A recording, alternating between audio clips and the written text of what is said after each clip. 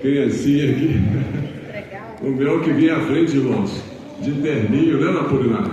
Né, Cidê? Ele já vinha de terninho, ele já vinha com a gravatinha dele. Pena que a gente não tem uma foto aí, né?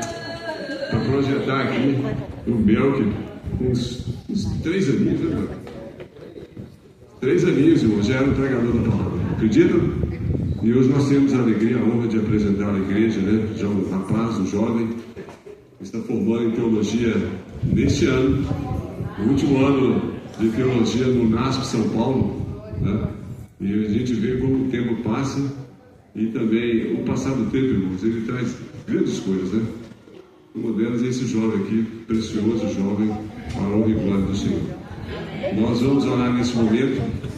Eu convido a igreja a se ajoelhar, aqueles que puderem. E também estaremos orando nesse momento por você, visitante, né? O meu que está com os pais, o Apolinário e a Silvana.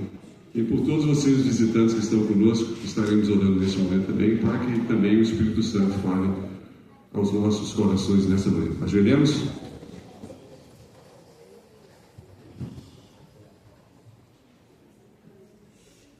Querido Deus, nosso maravilhoso Pai que está nos céus, louvamos nesta manhã, Senhor Deus, o Teu santo nome, pela Tua graça, pela Tua bondade e a Tua misericórdia.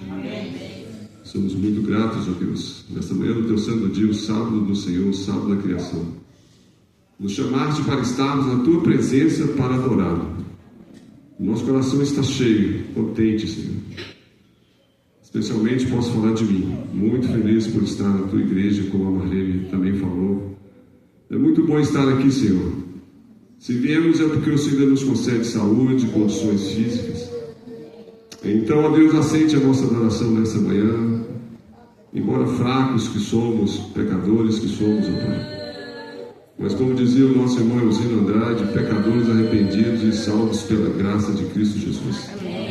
Esteja nesta manhã, através da presença do Teu Santo Espírito, a falar aos nossos corações através da boca das palavras saindo pelo Teu servo, Pastor Belk. Que essas palavras, ó Deus, encham o nosso coração, nos conceda conforto e nos conceda também alegria e disposição para avançarmos na Tua obra nessa terra, Senhor. E nós sabemos da importância de sermos uma igreja missionária. Nós sabemos, ó Pai, que sem esse propósito as coisas não vão andar bem. Não podemos, ó Pai, nos contentar em apenas virmos aqui e voltarmos para casa sem o compromisso, ó Deus, de abrir a Tua palavra aos corações enlutados. E como disse o hino, ó Deus, eis-me aqui, estamos prontos para falar do Teu grande amor.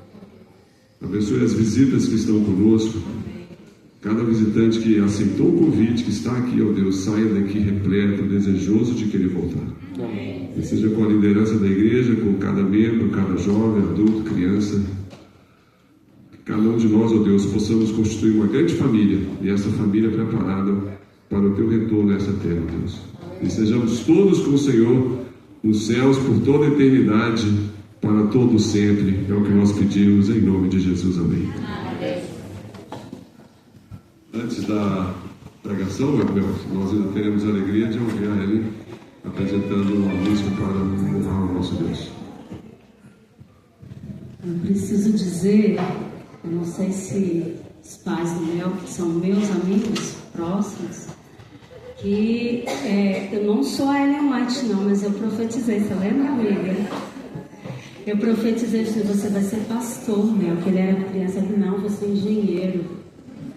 Engenheiro do Senhor agora, cuidando da igreja do Senhor, que é a base deste mundo, né? A profecia se cumpriu com seu pai. A sua profecia cumpriu com seu pai. Louvado seja Deus pela sua vida. A gente está muito feliz, porque você é dessa casa. E o hino que eu vou louvar agora ao Senhor, que seja para a honra e glória do nome dEle, para o nosso deleite, e que Ele me use. Eu peço que vocês estejam em oração por mim neste momento.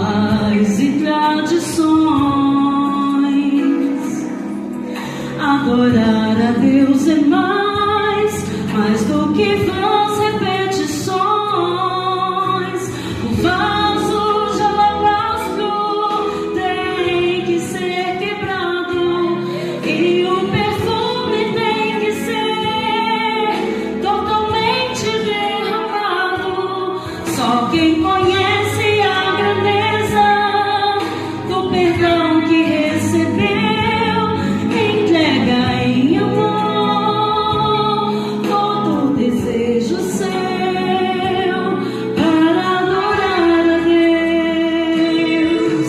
Adorar a Deus vai além das emoções. O Santo Espírito tocando e transformando os corações, pois a unção e o poder do seu olhar nos faz sorrir, nos faz chorar, nos faz perder para ganhar. O vaso de alabastro tem que ser quebrado e o perfume tem que ser totalmente derramado. Só quem conhece a grandeza do perdão que recebeu, entrega em amor. Me ajudem para adorar a Deus.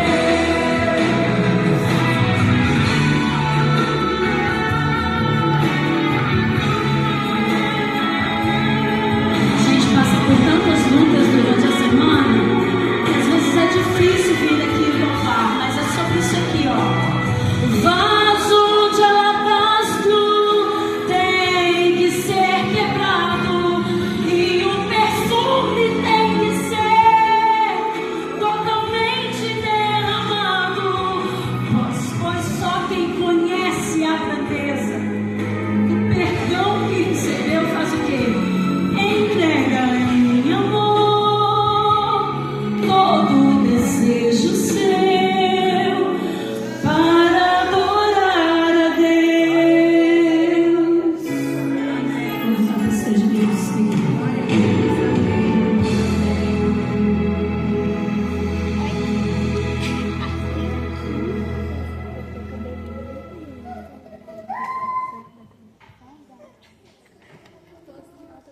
Amém.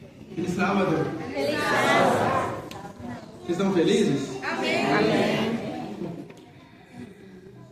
Que bom estar aqui para a gente dividir a palavra de Deus, para a gente abrir a Bíblia e a gente buscar ouvir aquilo que o Senhor tem para nos dizer essa manhã. É uma alegria para mim, porque como foi dito aqui, essa igreja aqui já foi minha casa por muito tempo, né? Durante a minha infância, meus pais estavam falando hoje de manhã. Foi aqui que eu falei em público pela primeira vez uma coisa da Bíblia, assim, certo? Quantos? 2 anos. E, bom, então se eu estou aqui fazendo alguma coisa assim é porque vocês deram voz para alguma criancinha fazendo algo em algum momento. E sempre foi cultura dessa igreja, dar voz para as crianças, enfim, algo muito interessante. E eu louvo a Deus por isso. Glória a Deus, porque tenho certeza que não só a mim, mas outras pessoas também se desenvolvem através dessa oportunidade e desse lugar que essa igreja sempre deu para as pessoas se desenvolverem nas coisas de Deus. Hoje eu fui convidado para poder conversar um pouco e a gente falar um pouco a respeito de missão, de evangelho, de pregação do evangelho, de tratar das coisas de Deus com aqueles que ainda não conhecem. E eu pensei que eu gostaria de fazer com vocês uma jornada, um apanhado geral de como o Evangelho de João, o livro escrito pelo apóstolo João, vai desenvolver essa ideia de missão, de pregação do Evangelho, de missão para aqueles que são os discípulos de Jesus. Como é que o Evangelho de João vai desenvolver essa ideia e de que forma ele vai tentar de alguma forma articular o conceito dele de missão. E entendendo como isso funciona dentro desse Evangelho, buscar ter alguma implicação prática para a nossa vida hoje, essa manhã. Vou ficar ali em cima para vocês acompanharem comigo aqui os textos. Eu coloquei alguns textos aqui no slide para a gente abrir juntos. Vamos lá, deixa eu ver se está projetar o ponto, ó.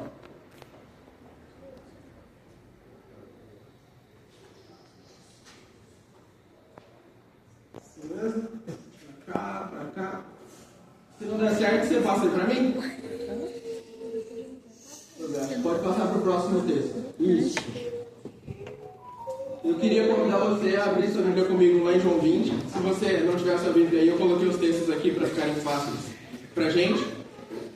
Mas João capítulo 20, a gente vai começar essa leitura.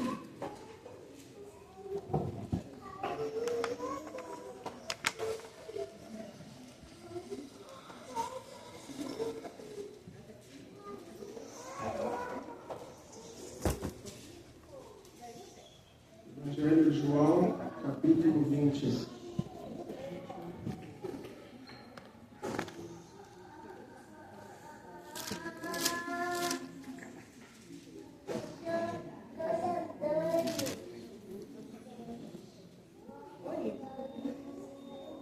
Bom, por que falar de missão no Evangelho de João? Como eu disse que a gente vai fazer. Por que exatamente no Evangelho de João? Qual que é o sentido disso, né? Bom, é que pessoas diferentes articulam ideias iguais de maneiras diferentes. Se eu perguntar, por exemplo, aqui, o que significa Evangelho? Bom, muitas respostas eu vou ter aqui, respostas diferentes. E provavelmente elas vão querer dizer mais ou menos a mesma coisa. Só que você articula isso na sua mente de uma maneira diferente. Porque as suas experiências, a sua visão de mundo, o seu entendimento vão trazer esse tipo de... Ai, que legal! Esse tipo de compreensão. Obrigado. Porque essas experiências, a sua visão de mundo, elas vão trazer uma forma específica de você articular as suas ideias. Então, várias respostas aqui eu teria, mas cada uma delas querendo dizer mais ou menos a mesma coisa. Sim ou não? Da mesma forma, cada um dos 4 evangelhos que estão ali descritos na Bíblia, Mateus, Marcos, Lucas e João, eles vão descrever vários conceitos à sua própria maneira. A gente vai ver hoje aqui que existem algumas palavrinhas, por exemplo, que João vai usar num sentido específico que outros autores vão usar em outro sentido. E isso é normal, a gente usa palavras para poder dizer alguma coisa, que outras pessoas usam a mesma palavra para dizerem outras coisas. Mas João especificamente vai trazer uma ideia de missão, vai trazer uma ideia de pregação do Evangelho ou de continuidade da missão de Jesus de uma maneira bastante interessante. Antes da gente ler o texto, eu te convido a fechar seus olhos e orarmos, e a gente vai entrar fundo nessa teologia. Querido Senhor, enquanto temos a sua palavra aberta, nós esperamos ouvir a sua voz essa manhã. Então fale conosco, através disso mude as nossas vidas. Nós nunca mais queremos ser os mesmos. Em nome de Jesus. Amém. Então, João capítulo 20, versículo 21, diz assim: E Jesus lhes disse outra vez. Isso ele está dizendo aos seus discípulos. Jesus acabou de ressuscitar aqui, ele está dando as suas últimas declarações pós-ressurreição. E ele diz assim: Que a paz esteja com vocês. Assim como o Pai me enviou, eu também vos envio. E havendo dito isso, soprou sobre eles e disse-lhes: recebam o Espírito Santo. Bom, essa é a declaração que eu gostaria de introduzir, essa ideia de missão que João vai ensinar, vai articular. Porque é aqui que é mais ou menos o resumo do que João quer dizer com missão. Então, quando a gente pensar em missão, de alguma forma, o meu convite para você, a partir de hoje, é que você considere a forma com que João vai explicar o que é missão no entendimento dele, inspirado por Deus. Ele vai, a partir da compreensão de como Jesus andou, de como Jesus viveu nessa terra, explicar a missão de uma maneira bastante específica. E a declaração inicial dele sobre isso é de que como o Pai enviou Jesus, nós fomos enviados também. Ah, ali. Ainda não, né? Tá certo. Pode passar para mim o próximo slide. Como o Pai enviou Jesus, Jesus enviou seus discípulos também. Olha que interessante. Esse foi o último evangelho a ser escrito. João foi, na verdade, não apenas o último dos evangelhos a serem escritos da Bíblia, mas foi o último livro a ser escrito. Apesar de que hoje, o último livro que a gente tem ali na nossa Bíblia, como costumeiramente a gente tem, é o livro de Apocalipse, que também foi escrito por João, qual ele escreveu numa ilha, enquanto ele estava preso na ilha de Patmos. Ele não morreu nessa ilha. Em um determinado momento, João foi liberto daquela prisão dele e ele retornou para sua casa, para Éfeso. E foi em Éfeso que João escreveu, por fim, o Evangelho de João. Sua última redação, o seu último dos seus escritos, seu último manuscrito. E João escreveu esse Evangelho e ele vai trazer nuances que os outros evangelistas ainda não tinham trazido. Por exemplo, é no Evangelho de João que ele vai falar sobre a cerimônia que Jesus instituiu de lavarem os pés durante o momento da ceia. Mas nenhum outro evangelho vai trazer isso. Todos os outros evangelhos vão falar sobre comer do pão e beber o vinho. Mas eles não vão falar sobre lavar os pés. João já não fala dessas outras coisas. Mas ele fala de lavar os pés. Por quê? Porque comer o pão e beber o vinho já era algo conhecido na época. Então ele não precisava repetir, mas ele entendia que aquilo que eles ainda não tinham colocado, ele vai recolocar. Então é por isso que é interessante observarmos a perspectiva de João, de todas essas coisas, porque ele leu todos os outros evangelhos e ele está falando assim, bom, eu acho que esse ponto ou outro aqui é importante da gente pontuar, ainda que os outros não tenham falado especificamente. Obrigado. Certinho. Ainda que os outros não tenham pontuado especificamente, vai ser importante da gente pontuar. Então João vai preencher algumas lacunas e ele vai falar de coisas que são bastante peculiares no seu evangelho. E ele é o único que vai trazer essa declaração aqui. Os outros evangelhos vão ter declarações mais ou menos assim, e você se lembra e vai me ajudar. Vão ser mais ou menos assim, ó. Ide, prega o evangelho por todo mundo, quem crer e for batizado será salvo, quem não crer será condenado. Isso é em Marcos. Em Mateus, ide, prega o evangelho por todas as nações, batizando-os em nome do Pai, do Filho e do Espírito Santo, ensinando a guardar todas as coisas que eu os ordenei, e eu estou com vocês até o fim dos tempos. Declarações como essas são encontradas nos evangelhos. Em Lucas vai ser algo mais ou menos: fiquem em Jerusalém até receberem do alto poder, para serem minhas testemunhas em Jerusalém, na Judéia, em Samaria. Só que em João, olha como é a declaração de envio de Jesus. É diferente. Aqui, João vai relatar uma declaração que os outros evangelistas não tinham dito. Pai seja convosco. Pai seja com vocês.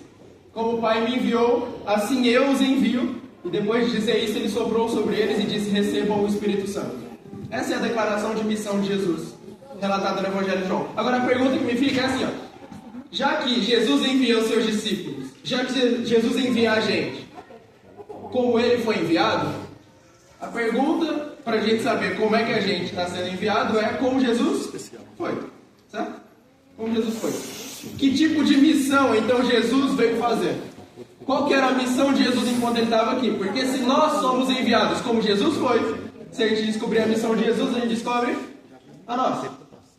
Então qual que era a missão de Jesus? E é o que a gente vai tentar descobrir aqui agora, por meio de alguns textos no Evangelho de João. Se você quiser ir abrindo a sua Bíblia, eu também coloquei os textos aqui, para ficar um pouquinho mais fácil para a gente percorrer o Evangelho. Mas lá no capítulo 1, no versículo 18, a gente vai ter a primeira dessas declarações sobre a missão de Jesus.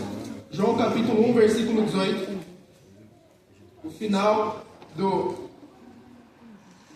capítulo ali, da primeira perícope desse capítulo. João vai descrever a missão de Jesus da seguinte forma: ninguém jamais viu a Deus, mas o Filho único ou o Filho unigênito, que mantém comunhão íntima com o Pai, o revelou.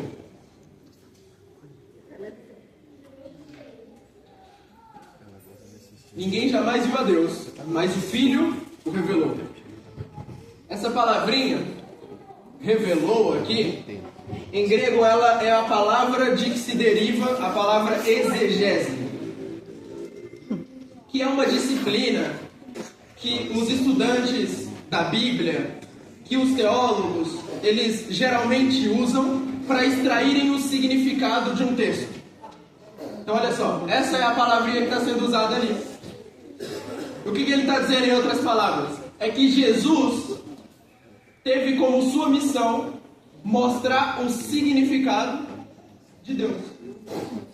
Mostrar quem Deus é profundamente. Assim como aquele que faz exegese, busca procurar o significado, de fato, a verdade sobre um texto de maneira profunda, a missão de Jesus era essa, de buscar mostrar de maneira profunda quem Deus é. Mais um texto. João capítulo 5, versículo 19. Jesus respondeu: eu lhes digo a verdade. O Filho não pode fazer coisa alguma por sua própria conta. Ele faz apenas o que vê o Pai fazer. Aquilo que o Pai faz, o Filho também faz. Então o primeiro texto dizia que Jesus veio para revelar o Pai. Agora, adicionando informações a isso, ele faz apenas o que ele vê o Pai fazer. Aquilo que o Pai faz, o Filho também faz. Então ele vem com essa missão de mostrar como o Pai é. Se você, quem sabe, tem dificuldade de saber como Deus é, você pode olhar para quem? Para Jesus. E quando você olha para Jesus, você descobre quem Deus é de verdade. E sabe por que isso é importante? Porque muitas pessoas têm bronca com Deus. Cara, isso não é, assim, de tudo maldade da pessoa. Não é. Não é. Às vezes é legítimo. Sabe por quê? Porque, convenhamos, quando você lê o Antigo Testamento, tem umas coisinhas que deixa a gente, né, meio de antena em pé. Tem algumas declarações meio estranhas sobre coisas que Deus faz. Já viu? Mandar matar, não é? Várias dessas coisas, umas leis que são meio esquisitas, certo? E é comum de você ouvir pessoas falarem: puxa vida, eu gosto daquele Deus do Novo Testamento, de Jesus, mas o Deus do Antigo Testamento não é tão legal assim. Obrigado, meu. O Deus do Antigo Testamento não é tão legal assim, certo? Porque ele tinha essas atitudes muito pesadas, muito severas, muito brutas. Então existem pessoas que têm bronca com a pessoa de Deus. Só que por que Deus agia dessa forma? Vou contar para você uma ilustração rápida. Pensa num prédio e esse prédio está em chamas. Esse prédio está pegando fogo. É um prédio alto, quem sabe? E aí você tá vendo esse prédio pegar fogo, quem sabe ele tá passando nos noticiários, por ser um prédio tão grande assim, os jornais da cidade vão começar a captar ali essa notícia, vão fazer, quem sabe, uma transmissão ao vivo, e os bombeiros são chamados, eles estão tentando apagar as chamas ali, mas enquanto eles tentam apagar esse incêndio, eles também tentam esvaziar o prédio, eles vão tentar tirar as pessoas dali, vão chamando, as pessoas vão saindo e tudo mais, só que tem uma mulher, quem sabe ali no 5º andar, vamos colocar assim. E aí nesse 5º andar, essa mulher, ela tá tão desesperada por causa das chamas, por ver tudo sendo perdido, por ver a casa dela se acabando, por ver os móveis, quem sabe os bens dela, todos acabando, que de alguma forma, por causa da ansiedade, por causa daquele medo, daquele pânico que ela sente, ela se paralisa. Existe isso, certo? E ela se paralisa de tal forma que ela fica imóvel. Não porque, obviamente, ela não quer sair dali, mas porque o pânico a paralisou. E o prédio está pegando fogo. Se ela ficar ali paralisada, ela vai morrer. E quem sabe o bombeiro, naquela correria de tirar as pessoas daquele prédio, a única forma que ele encontra de tirar aquela mulher daquele prédio é de pegar ela à força, paralisada, para poder tirar ela do prédio. E dessa forma ele vai fazer, quem sabe, movimentos que sejam muito severos com ela. Ele vai agir de uma forma brusca com ela para poder tirar ela rápido daquele prédio. Mas tudo bem, quando chegar lá embaixo ele explica. Certo? Quando chegar lá embaixo ele explica. Foi por esse e esse motivo. Foi para salvar você. Você não ia entender ali exatamente na hora que você estava paralisada. Pânico. Tudo bem. Eu tive que agir dessa forma intensa, mas depois explico. E é como se fosse mais ou menos assim. No Antigo Testamento, na Bíblia hebraica, Deus de fato agiu de maneiras que pareciam ser bastante severas e intensas, mas é através da figura de Jesus. Jesus é a explicação de Deus. E quando você olha para Jesus, você entende de fato quem Deus é. Não existe uma separação entre o Deus do Antigo Testamento e Jesus. Porque como o próprio Jesus disse, ele veio para revelar o Pai. Ele só faz o que vê o Pai fazer. Então se você vê atitudes boas em Jesus, essas atitudes boas são as do Pai. O Pai é exatamente dessa forma. E para quebrar a bronca que muitas pessoas acabam criando, de fato, normalmente, com quem Deus é, vem Jesus para revelar qual é o verdadeiro caráter de Deus. Essa era a missão de Jesus, fazer o que via o Pai fazer. Próximo texto. João capítulo 12, versículo 44 a 45. E Jesus clamou dizendo: quem crê em mim, crê não em mim, mas em quem? Naquele que me enviou. Naquele que me enviou. Quem vê a mim, vê aquele que me enviou. A missão de Jesus, mais uma vez, através dos seus atos, da sua vida, das suas palavras, era revelar o Pai. Lá em João capítulo 14, famoso texto, Filipe disse a Jesus: Senhor, mostra-nos o Pai, e isso nos basta. E Jesus respondeu: há tanto tempo eu estou convosco, e você ainda não me conhece? Quem vê a mim, vê o Pai. Como é que você diz, mostra-nos o Pai? A missão de Jesus era mostrar quem Deus é. Na sua oração sacerdotal, em João capítulo 17, ele disse: eu revelei o teu nome. E você sabe, no Antigo Testamento inteiro, a gente tem essa dinâmica de, quando se fala sobre nome, você está falando sobre o caráter de alguém. Então, em outras palavras, ele está dizendo: eu revelei o seu caráter, eu revelei quem o Senhor é, Pai. Aqueles que do mundo me deste. Eles eram teus, tu os deste a mim, e eles têm obedecido a tua palavra. Foi assim que Jesus descreveu a própria missão dele na sua oração. Ele continua dizendo: eu os fiz conhecer o teu nome. Essa era a missão de Jesus, fazer quem Deus é conhecido. E eu volto para o texto, e isso deixa um pouco mais claro qual era a missão de Jesus e de que forma então ele foi enviado. Novamente Jesus disse: Pai seja com vocês. Como o Pai me enviou, assim eu os envio. De que forma Jesus foi enviado? Ele foi enviado com um propósito, com uma missão. A missão de revelar quem Deus é. A missão de revelar quem Deus é. Porque o mundo tem uma bronca com Deus. E isso não começou de hoje. Se tem pecado no mundo, e a gente pode definir pecado de inúmeras formas. O próprio evangelista João vai descrever na sua primeira carta que pecado é transgressão da lei. É uma das definições. E aliás, a única definição estrita que a Bíblia vai dar para o que é pecado. Mas existem outras definições adjacentes que a Bíblia vai trazer. A gente poderia definir pecado como acreditar em uma mentira sobre Deus. Foi o que Adão e Eva fizeram no Jardim do Éden e é o que fazemos todas as vezes. E cada pecado que você comete é uma crença em uma mentira sobre Deus, de que Deus não é bom. Não é tão bom quanto, e aí você pode colocar qualquer coisa. Não é tão bom quanto qualquer pecado. Jesus veio para mostrar que Deus é sim bom. De que Deus é diferente daquelas concepções que às vezes as nossas experiências trazem.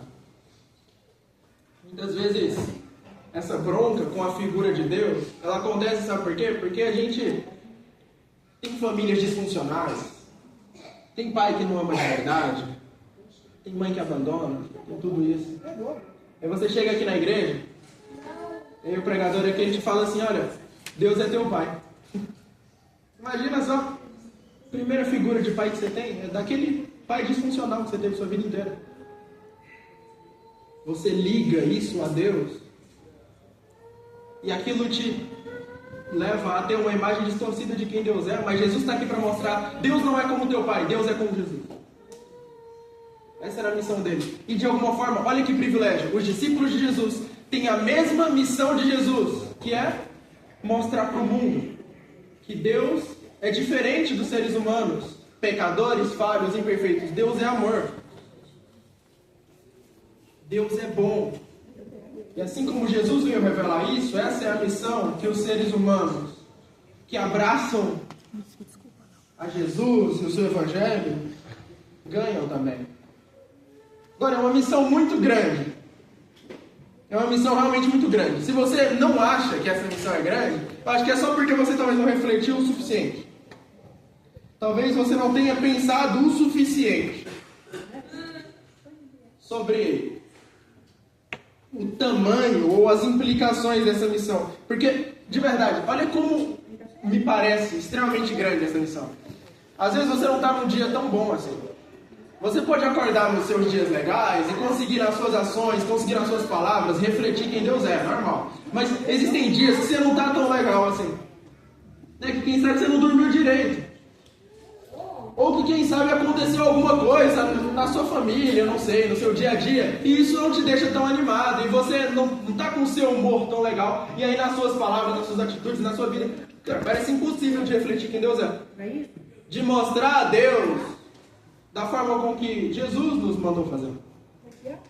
De que forma, então, cumprir essa que é a missão que Jesus nos deu?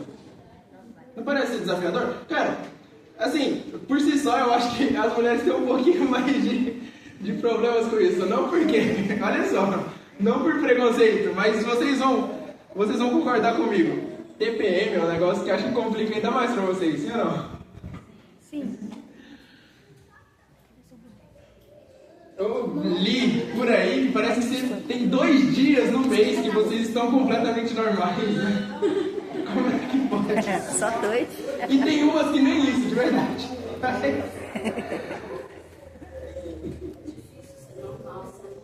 É difícil.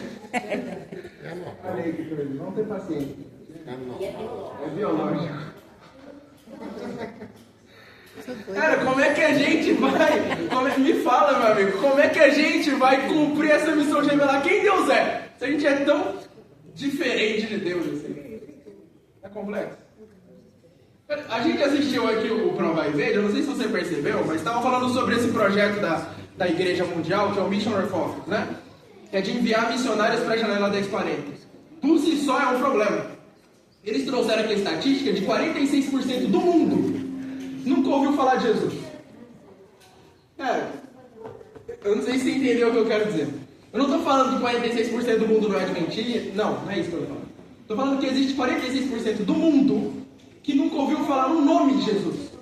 Por quê? Porque existe uma localidade, uma geografia específica no mundo que capta mais de 1/3 do mundo, dos habitantes da Terra. De 8 bilhões que a gente tem, mais de 3,5 bilhões estão nessa janela, que é chamada de janela 1040, onde simplesmente não entra o nome Jesus. Não se pode falar, o cristianismo é perseguido, o evangelho não entra lá, não é possível de você ter uma igreja em um lugar público, simplesmente não tem. É quase metade do mundo que nunca ouviu falar de Jesus. E simplesmente se você entrar lá para poder falar, você só vai ser perseguido. Como é que entra ali? Como é que a gente vai cumprir essa missão de revelar para o mundo quem Deus é? Dessa forma. Não. Agora fica um pouquinho mais desafiador, né? Sabe, na Europa, os missiólogos, os pesquisadores, eles falam que demora, sabe em média de quanto tempo para uma pessoa se converter na Europa? Se ele tiver um contato com alguém da igreja, sabe quanto tempo demora em média dele se converter? Aqui a gente fala, né, sei lá, deve ser alguns meses, ou no máximo, que é aquele tempinho do estudo bíblico, né? Às vezes a gente nem dá direito, pessoal. Batiza o cara, mas isso é outra assunto. Mas imagina só, na Europa, o tempo que uma pessoa leva para se converter em média são 8 anos. 8 anos. E ele tem que passar por mais ou menos 30 pessoas para que aconteça essa conversão de fato. Porque a mente dele é tão pós-moderna, secularizada, tão diferente, que Deus é simplesmente uma coisa completamente diferente daquilo que ele está acostumado. Aqui a gente está num país cristão, a gente fala Jesus, 5, levanta a mão, né, ajoelha e tal. Não é assim lá. Certo? Você está num contexto completamente diferente, ateu. Cara, como é que a gente cumpre essa missão de mostrar quem Deus é? Não dá para ser só entre os humanos. Perceba aqui no texto que a gente leu. Depois de dizer, como o Pai me enviou, eu também vos envio, Jesus sopra sobre eles e diz, recebam o Espírito Santo. E de alguma forma eu entendo que essa seja a resposta que o Evangelho de João está fornecendo sobre como é que essa missão ela é cumprida. Eu gostaria de fazer refletir num texto específico. Um texto que é razoavelmente conhecido por nós. João capítulo 16, se você puder, abre comigo. João capítulo 16.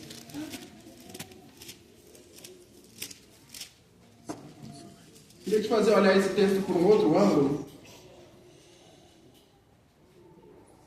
do que geralmente a gente trata esse texto.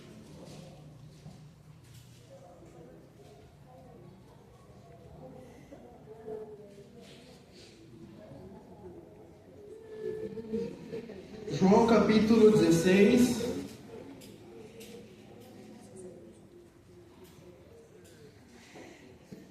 A partir do versículo 7. Jesus está falando sobre o Espírito Santo. Ele está no seu último discurso antes da sua morte, o seu último discurso público.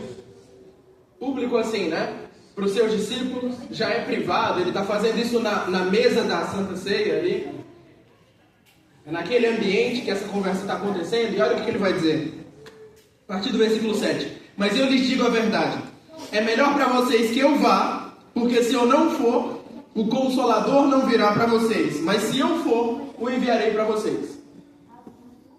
Está falando sobre o Espírito. É melhor que eu vá. Está falando sobre ir para o céu. Porque se eu for, eu posso enviar o Consolador. Isso é curioso, né? Porque eu tenho certeza que muitos de nós optaríamos por ter Jesus aqui pessoalmente, fisicamente. Se a gente pudesse escolher entre ter o Espírito como a gente tem hoje e ter Jesus fisicamente, provavelmente muitos de nós escolheríamos Jesus fisicamente, se não todos de nós. Mas Jesus entendia que seria melhor que a gente tivesse o Espírito como a gente tem hoje do que se a gente tivesse ele pessoalmente, fisicamente aqui. Curioso, né? Diferente. Bastante curioso. E olha o próximo versículo. Quando ele, o Espírito, vier, ele convencerá o mundo do pecado, da justiça e do juízo. Do pecado, porque eles não creem em mim. Da justiça, porque eu vou para o Pai, e vocês não me verão mais. E do juízo, porque o príncipe desse mundo já está julgado. Tem bastante coisas complexas aqui nesses dois versículos, nesses versículos, e eu não vou ter tempo de me aprofundar em tudo isso. Isso fica de dever de casa para vocês. Pensarem aí no que significa tanto pecado, quanto justiça e juízo no Evangelho de João. Ele vai fazer uso dessas palavras de uma maneira bastante específica, mas eu quero mostrar como ele faz isso com a palavra mundo. Porque ele disse que quando o Espírito viesse, ele convenceria o mundo do pecado, da justiça e do juízo. E nós estamos acostumados a olhar para esse texto e entender ele dizendo assim, ó: quando o Espírito Santo vier, ele vai me convencer dos meus pecados, né? Quando eu pecar, aí eu vou sentir aquela tristeza e aquele arrependimento. Esse é o do Espírito. Certo? Mas não é exatamente isso que o texto está dizendo. Quando ele vier, ele convencerá o mundo do pecado, da justiça e do juízo. Eu quero te dar 3 possibilidades aqui. A gente vai pensar um pouco no que esse texto significa, e eu acho que ele vai deixar claro por que o Espírito é essa forma da gente cumprir a missão. 3 possibilidades do que pode significar a palavra mundo. Perceba que é muito mais complexo do que simplesmente a gente ler de uma maneira corrida. Mundo pode significar o planeta Terra. Certo? É uma forma de a gente usar a palavra, né? Planeta. Esse mundo aqui que a gente vive. Então, ele poderia estar dizendo, olha, quando o Espírito vier, ele vai convencer o planeta. Esse chão que a gente pisa aqui do pecado, da justiça e do juízo. Isso nem faz sentido, né? Então esse não é o tipo de significado que ele tem em mente quando ele está falando de mundo. O Espírito não vai convencer o planeta. O planeta não precisa ser convencido. Mas a segunda opção seria que ele vai convencer todas as pessoas. A gente usa a palavra mundo para falar de todas as pessoas também, né? A gente fala, pô, todo mundo vai para X, faz X coisa. Todo mundo estava lá. E a gente está querendo dizer todas as pessoas. Todo tipo de pessoa. Será que era isso que João estava querendo dizer? E a terceira possibilidade é a gente usar a palavra mundo no sentido de ímpio, de descrente, daqueles que não conhecem Jesus. Como às vezes a gente usa também. Nossa, fulano é do mundo, né? Fulano é do mundo. Então você tem a possibilidade de entender esse texto por essa palavra também. Vamos ver o que isso significa? Então, no Evangelho de João, o que mundo significa? Qual das três opções seria razoável a gente pensar? Vamos para a Bíblia, ó. João capítulo 1, versículo 10. Aquele que é a palavra, outras vezes vão dizer o verbo, estava no mundo. E o mundo foi feito por intermédio dele. Mas o mundo não reconheceu. Vai pensando aí, o que mundo aqui está significando? Próximo texto. O mundo não pode odiar vocês, mas a mim ele odeia, porque eu dou testemunho a respeito dele, dizendo que as suas obras são más. Percebam, o mundo ali, ele não tinha conhecido Jesus, não reconheceu Jesus. Aqui, o mundo odeia Jesus, porque Jesus diz que as obras do mundo são más. Vai ligando aí, o que significa mundo então? Se o mundo os odeia, tenham em mente que antes odiou a mim. Se vocês pertencessem ao mundo, olha só, ele os amaria como se fossem dele. No entanto, vocês não são do mundo, mas eu os escolhi dentre o mundo. Por isso o mundo os odeia. Perceba, se vocês não são do mundo, o mundo não é todas as pessoas. O mundo é uma classe específica, tá vendo? João usa a palavra mundo para falar de uma classe de pessoas específica. Vai percebendo que tipo de pessoa é essa. E eu lhes tenho dado a tua palavra, e o mundo os odiou, porque eles não são do mundo, como também eu não sou. Mundo. O mundo odeia a palavra, o mundo não reconhece Jesus, o mundo. João capítulo 17, versículo 25. Pai justo, o mundo não te conheceu. Eu, porém, te conheci, e também estes reconheceram que tu me enviaste. Então, ó, os discípulos de Jesus e Jesus são separados do mundo. Por fim, assim como tu me enviaste ao mundo, também eu os enviei ao mundo. Então, o que aquele texto de João 16 estava falando? Vamos voltar para ele? Olha só, João capítulo 16, versículo 8. Quando ele, o Espírito, vier, ele convencerá o mundo do pecado, da justiça e do juízo. Esse texto não está falando que quando você pecar, o Espírito Santo vai te trazer uma tristeza para te arrepender, te convencendo do seu pecado, de que vai ter um juízo final. Cara, claro, o Espírito Santo faz tudo isso. E amém. Mas não é exatamente isso que o texto está dizendo aqui, você entende? O que ele está dizendo é o seguinte: quando o Espírito vier, ele vai convencer o mundo, os ímpios, os que não conhecem Jesus, do pecado, da justiça e do juízo. Quando o Espírito vier, ele vai convencer aqueles que não conhecem Jesus do pecado, da justiça e do juízo. Ele vem com o objetivo de convencer os que estão longe, os ímpios, os descrentes.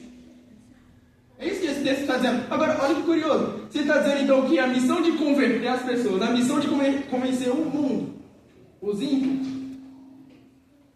do pecado, da justiça e do juízo, é do Espírito? Mas nesse texto aqui da tela, assim como tu me enviaste ao mundo, também eu os enviei ao mundo. Ou seja, os discípulos, se é a missão dos discípulos convencer o mundo, mas João 16 falou que essa missão é do Espírito, só pode ser por um motivo. Porque quem é que faz isso? São os discípulos ou o Espírito? Os dois. É um trabalho de cooperação, em que você anda lado a lado com o Espírito, e não dá para fazer isso sozinho. De que forma a gente vai alcançar então todas essas dificuldades, amigo? Através do Espírito. Não dá para fazer isso sozinho mesmo não. Não dá para revelar quem Deus é de verdade sozinho, mas através do Espírito dá.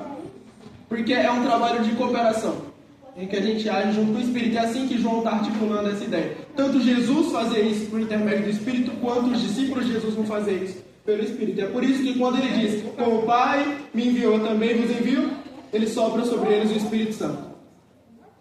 Mas por fim, eu queria terminar refletindo com você sobre uma última pergunta. Já que a gente já viu qual que é o tipo de missão que Jesus designou para o seu povo, para os seus discípulos, e número 2, como é que a gente cumpre essa missão? E a resposta é através do Espírito, em parceria com o Espírito. A última pergunta que eu gostaria de solucionar sobre a forma com que João vai articular essa ideia de missão é: que tipo de pessoas Deus usa para essa missão? Que tipo de pessoas Deus usa para essa missão? E João vai encerrar o Evangelho respondendo essa pergunta. E ele vai fazer isso com 3 histórias. Número 1, Maria Madalena. João capítulo 20. Você tem a descrição do encontro de Maria com Jesus. A primeira pessoa a vê-lo quando ele ressuscita.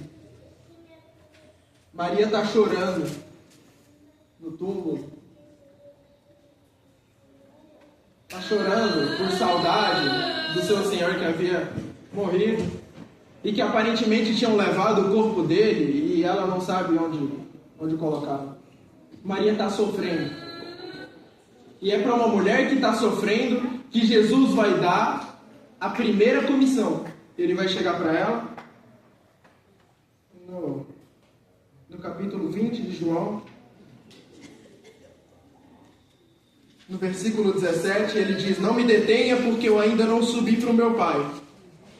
Mas ele não diz apenas isso, ele diz: mas vá até os meus irmãos e diga a eles: subo para o meu Pai e Pai de vocês, para o meu Deus e Deus de vocês. A primeira a pregar que Jesus ressuscitou foi Maria. Mas em que momento Jesus encontra Maria e a comissiona para essa missão de mostrar que Jesus ressuscitou? Enquanto ela sofria, enquanto ela chorava. Número 1, que tipo de pessoas Jesus usa para a sua missão? Aqueles que sofrem, aqueles que choram, aqueles que têm seus corações quebrados, aqueles que são encontrados sofrendo, chorando. Jesus usa esse tipo de pessoas para a sua missão. Então, se você, quem sabe, está aqui nesse estado, está pensando, puxa, talvez eu não me encaixo nesse grupo. Os que sofrem podem ser usados por Jesus para a sua missão. Número 2, Tomé. No mesmo capítulo, Jesus vai aparecer para os seus discípulos na casa deles. E Jesus vai aparecer ressurreto na casa deles, e os discípulos vão ver Jesus e tudo mais, e vai ser um algazarra, no capítulo 20. Perceba que a forma com que João está concluindo o seu evangelho, ele está mostrando agora, olha, o tipo de pessoas que Jesus usa para a sua missão. Segundo tipo de pessoas. Os discípulos vão encontrar Jesus, eles vão ficar felizes e tudo mais, só que estava faltando um naquele dia. O texto vai fazer questão de dizer, Tomé, ele não estava lá. E aí Jesus vai embora. E os discípulos contam para Tomé: olha, Tomé, Jesus apareceu aqui. Eles falam: não apareceu nada. Eu duvido, eu só acredito vendo. Só acredito vendo. História de vocês. Não apareceu não, que eu vi ele morto. Eu vi ele morto. E aí Jesus aparece lá. E nem vendo Tomé acredita. Ele fala: na verdade, eu só acredito tocando. E aí Jesus fala: então toca. E aí ele toca e acredita. E na verdade, depois de tocar Jesus, ele vai fazer a declaração mais importante que alguém faz no Evangelho de João. A declaração mais explícita sobre quem Jesus é. Ele vai dizer: Senhor meu e Deus meu. Essas palavras. Só que ele vai explicitamente dizer que Jesus é Deus.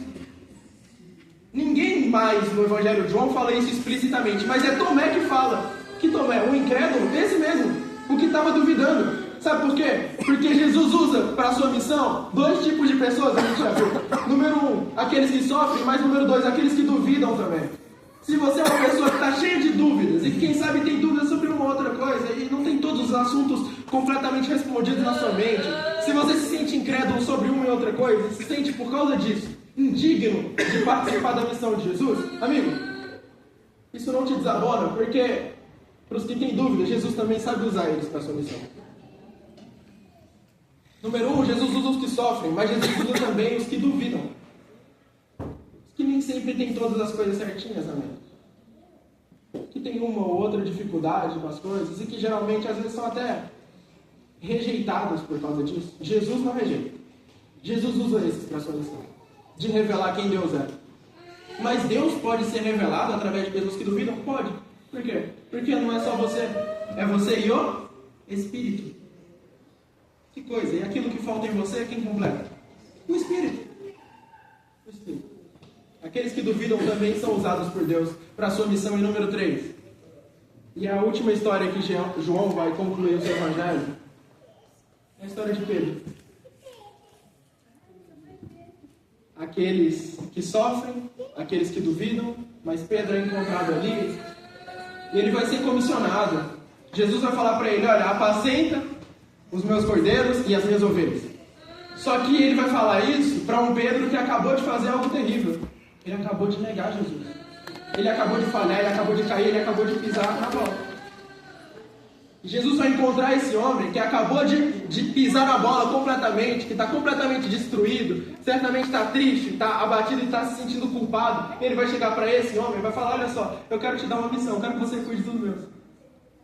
Porque Jesus usa aqueles que sofrem para a sua missão. Porque Jesus pode usar aqueles que duvidam para a sua missão. E aqueles que falharam também, aqueles que se sentem culpados por causa dos seus muitos erros. Se você se sente então pecador, se você se sente indigno, amigo, é esse tipo de gente que Deus usa para a sua missão também. É esse tipo de gente que Deus usa para a sua missão. Aqueles que sofrem, aqueles que duvidam e aqueles que pecam. Aqueles que erram, aqueles que negam Jesus. Para revisar então tudo que a gente falou aqui, como o Pai enviou Jesus, é que Ele envia a gente também. O mesmo tipo de missão de Jesus. E a missão de Jesus era de revelar o Pai. De revelar quem Deus é. E como é que a gente pode fazer isso se o desafio é tão grande? Só se a gente trabalhar junto com quem? Com o Espírito. Agora, que tipo de pessoas então Deus usa para fazer esse tipo de coisa? E eu cito os 3 tipos de pessoas que João vai demonstrar. Aqueles que sofrem, aqueles que duvidam e aqueles que pecam, aqueles que erram.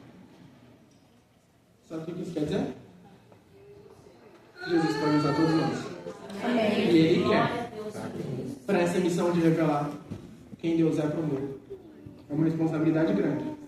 Mas é o que Ele quer fazer. A gente pode apenas se entregar para isso e se dispor de alguma forma e ver o Espírito agindo e completando as nossas imperfeições. Porque Ele é bom o suficiente para isso. A gente vai ouvir uma música agora. Enquanto a gente está ouvindo essa música, eu não vou te convidar a ficar em pé, deitado, nada disso. Só feche seus olhos, onde você está. Converse com Deus. E se é o seu desejo, de alguma forma, participar dessa missão que Ele mesmo entregou para a gente, de revelar quem Deus é para o mundo, através do Espírito, eu apenas te convido a com seus olhos fechados aí como você está. Fala isso com Deus. Entregar esse coração que duvida, que sofre, que peca, mais uma vez para o Senhor, e esperar que o Espírito complete cada uma dessas coisas e te impulsione para fazer essa obra que só Ele pode fazer.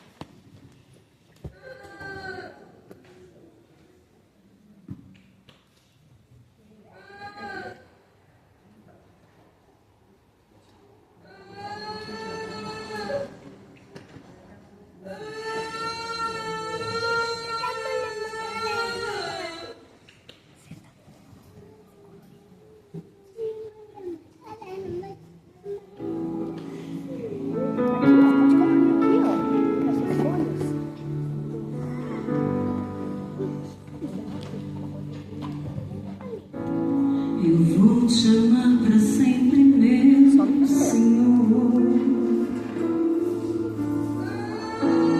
E vou andar contigo, seja onde for. No mais alto monte estarei, no vale mais profundo irei. Onde for, te seguirei. E nesse andar contigo eu ouço sim, mas é verdade que às vezes ouço não. Mas se o Senhor me diz sim ou não, eu não desisto, eu não abro mão. Nada vai me separar de ti. Despojar tudo que sou, é ser bem muito mais que ter. Se a gente entrega ao coração, a gente entrega pra valer. É ter a vida no altar, ver a chama acender, e cada dia mais e mais saber que é tempo de crescer.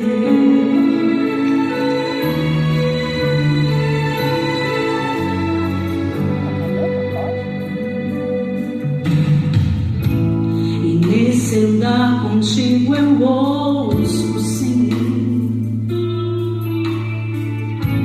mas é verdade que às vezes ouço não. Mas se o Senhor me diz sim ou não, eu não desisto, eu não abro mão. Nada vai me separar de ti. É despojar tudo que sou, é ser bem muito mais que ter. Se a gente entrega ao coração, a gente entrega pra valer.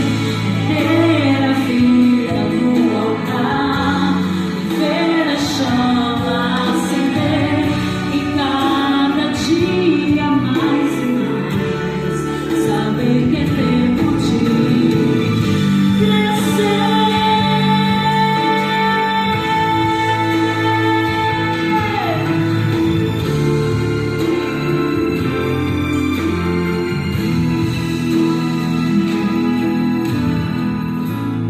Despojar tudo que sou, é ser bem muito mais que ter.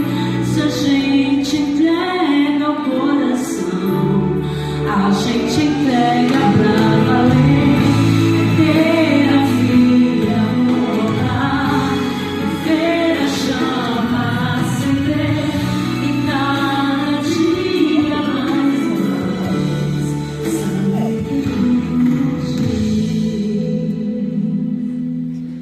crescer.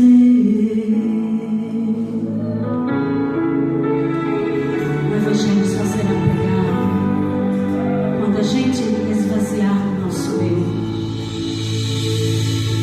e colocar nas mãos do Senhor para que a gente se cresça. Estou certa ou errada?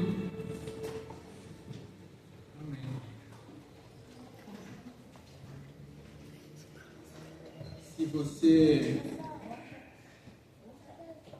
quem sabe, entra na classe de pessoas que, como eu mencionei aqui, quem sabe sentem uma bronca no coração ainda com Deus, mesmo estando aqui hoje,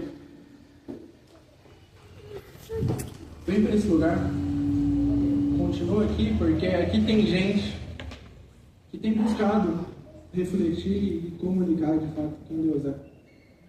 Entre em contato com essas pessoas e eu te convido a procurar aprender sobre quem é Jesus. Porque, como eu disse, Jesus veio para revelar quem Deus é de verdade.